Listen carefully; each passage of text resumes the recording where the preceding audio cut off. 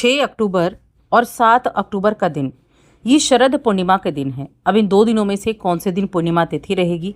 क्या इन 2 दिनों में योग बनेंगे? क्या इन 2 दिनों का सिंह राशि का राशिफल रहेगा? चलिए जानते हैं विस्तार से। जय माता दी दोस्तों, आप सभी का स्वागत है हमारे यूट्यूब चैनल अमृता एस्ट्रो में। यहाँ सबसे पहले मैं बात करूंगी इन 2 दिनों की तिथि, नक्षत्र और योग के बारे में, और साथ में शरद पूर्णिमा की तिथि के बारे में। तो देखिए, जो 6 अक्टूबर का दिन है, इस दिन तो चंद्रमा रहेंगे मीन राशि में शनि के साथ, और अगले दिन यानी कि 7 अक्टूबर के दिन चंद्रमा राशि बदलकर मेष राशि में आ जाएंगे। अब इन 2 दिनों को लेकर थोड़ी दुविधा अगर है तो देखिए, जो पूर्णिमा तिथि है ना, ये 6 अक्टूबर से शुरू होगी। यानी 6 अक्टूबर की सुबह 11:25 से ये शुरू होगी और 7 अक्टूबर की सुबह 9:30 बजे तक ये रहेगी। और जो पूर्णिमा का दिन है वो चांद को देखकर मनाया जाता है, यानी कि जिस दिन चंद्रमा अपनी 16 कलाओं से परिपूर्ण हो। तो ये जो दिन है ये 6 अक्टूबर के दिन रहेगा, यानी शरद पूर्णिमा 6 अक्टूबर के दिन रहेगी।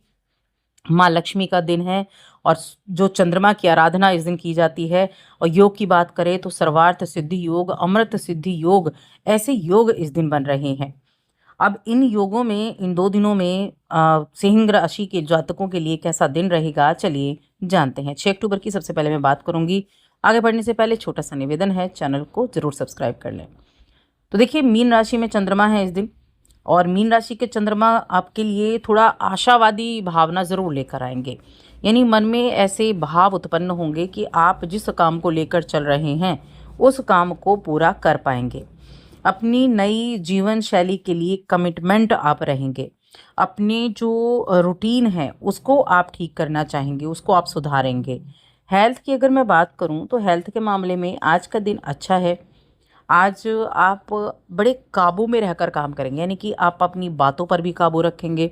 आपके मन में पहले से ये विचार रहेंगे कि किसी को बातें बुरी ना लग जाएं, इस बारे में विचार रहेंगे। बड़े बुजुर्गों की रिस्पेक्ट करते हुए दिखाई देंगे, अपने बड़ों का आप आदर सम्मान करेंगे। तो चीज़ें जो हैं कहीं ना कहीं अच्छी होने वाली हैं, और हो भी क्यों ना। ये दिन ऐसा है, देखिए इस दिन को ना कोजागरी पूर्णिमा के नाम से भी जाना जाता है। इस दिन का व्रत किया जाता है। माँ लक्ष्मी की आराधना के साथ साथ कुबेर देव की आराधना की जाती है। स्नान दान, इन चीज़ों के लिए ये दिन बहुत ही उत्तम माना गया है। तो जब दिन की शुरुआत करेंगे तो माँ लक्ष्मी की आराधना के साथ करें। रात्रि में चंद्रदेव को अर्घ्य दें, और साथ में जो खीर बनाकर इस दिन रखी जाती है चंद्रमा की रोशनी में, और सुबह को उसको प्रसाद के रूप में ग्रहण किया जाता है। तो ये कार्य आप जरूर करें, बहुत ही उत्तम उसके रिजल्ट आपको देखने को मिलते हैं। बाकी हम राशिफल की बात कर रहे थे, तो देखिए यहाँ आप समय का उपयोग किस तरह से करते हैं ये आपको एक दिशा देने का काम करेगा। यानी कि अगर समय रहते आपने चीज़ों को पर फोकस कर लिया तो ये आपको सही दिशा में लेकर जाएंगे। और अगर आपने अभी के समय को अवॉइड किया, यानी जो काम है आप उसको अवॉइड करते जा रहे हैं, तो यही आपकी दिशा भटक सकती है। तो इसीलिए अपने समय के महत्व को आपको समझना है। अपनी एक लंबी छलांग लगाने के लिए आपको तैयार रहना है। सिंह राशि के जातकों के लिए बेकार की बातों में समय बर्बादी करने का ये अवसर नहीं है।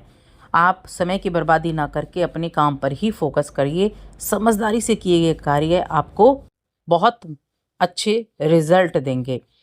अगर बाकी चीज़ें देखें तो धन संपत्ति के मामले में आज का दिन काफ़ी अच्छा है। धन संपत्ति से मिले हुए मामले अच्छे रहेंगे। उस मामले में देखा जाए तो खूबसूरत दिन रहेगा। और यही प्रेम जीवन के मामले में मैं कहूँगी, आज खुद को आप प्रेम से सराबोर पाएंगे, बड़ा ही खूबसूरत दिन बना पाएंगे। और आज वैवाहिक जीवन के मामले में भी बड़ा अच्छा है। आप महसूस करेंगे जीवन साथी के साथ आप अपने आप को बड़ी अहमियत देते हुए दिखते हैं। आपने बीते दिनों में अगर अपनी कुछ कार्य अधूरे छोड़े हैं तो उन कार्यों को आज पूरा करने का दिन है। और जो ऑफिस में आपके सहकर्मी हैं, आज उनके साथ भी आपकी बॉन्डिंग अच्छी रहेगी। लेकिन यहाँ जो पारिवारिक सदस्य हैं ना, उनके साथ थोड़ी नोकझोंक की स्थिति बन सकती है। ऐसी स्थिति ज़रूर बन रही है। फिर भी मैं कहूँगी चीज़ें आपके अनुसार चलेंगी, चीज़ें सुधरेंगी भी और आपके नियंत्रण में भी रहेंगी।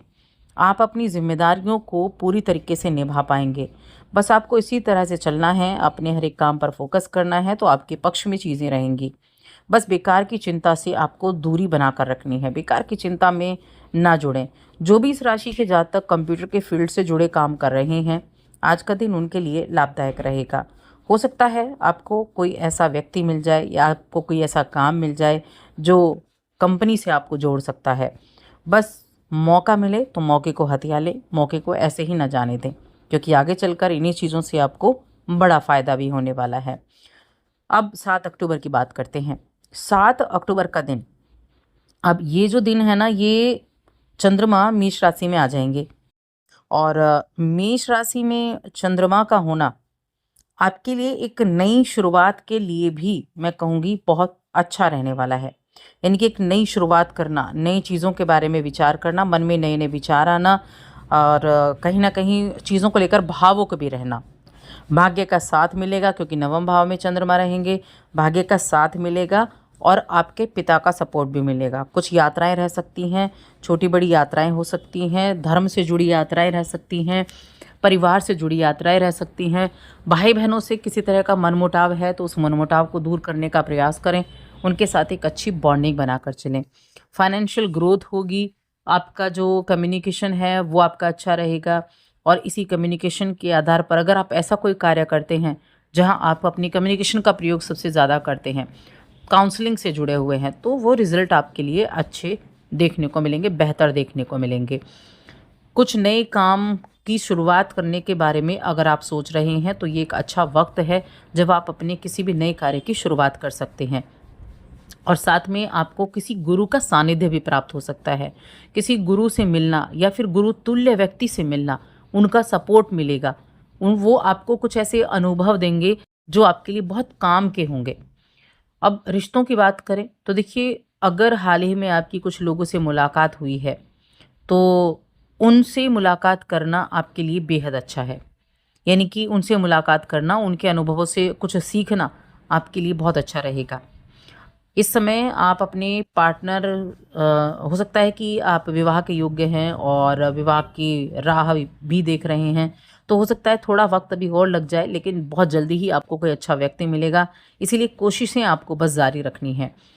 प्रेम जीवन के मामले में आज का दिन अच्छा बना हुआ है, प्रेम जीवन अच्छा रहेगा। इसके अलावा हम शिक्षा की बात करें तो शिक्षा के मामले में चीज़ें बेहतर हैं, क्योंकि पंचम भाव जो कि धनु राशि है और इसके स्वामी जो पंचम भाव के स्वामी जो हैं वो मिथुन राशि में विराजमान भी हैं। तो कहीं ना कहीं ये समय काफ़ी बेहतर है स्टूडेंट्स के लिए, अपनी पढ़ाई पर ध्यान देने के लिए, कुछ नई चीज़ों को सीखने के लिए, कुछ नई चीज़ों से जुड़ने के लिए, कुछ अपनी नॉलेज को बढ़ाने के लिए बहुत अच्छा है। आप इन दोनों दिनों में पीले रंग का उपयोग करें। पीला रंग आपके सुख सौभाग्य को बढ़ाने वाला रहेगा। उपाय के तौर पर मैंने बताया, माँ लक्ष्मी की आराधना ज़रूर करनी है। माँ लक्ष्मी के मंत्रों का जाप इन 2 दिनों में आपको ज़रूर करना है। तो बस आज की इस वीडियो में इतना ही।